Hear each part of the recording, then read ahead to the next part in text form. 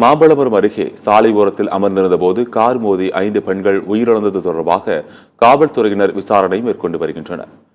செங்கல்பட்டு மாவட்டம் மாமல்லபுரம் அடுத்த பண்டிதமேடு பகுதியில் மாடுகளை வைத்துக் கொண்டிருந்த செல்லகௌரி, வித்யா, லோகமால், யசோதா மற்றும் ஆந்தாயி ஆகியோர் சாலை ஓரத்தில் அமர்ந்திருந்தனர்.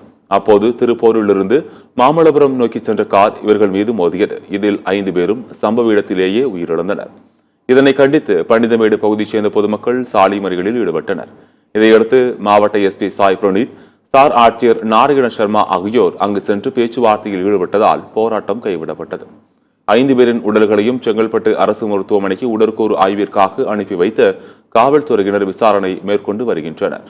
இந்த நிலையில் சாலை விபத்தில் உயிரிழந்த 5 பெண்களின் குடும்பத்தினருக்கு தமிழக முதலமைச்சர் மு க ஸ்டாலின் இரங்கல் தெரிவித்துள்ளார்.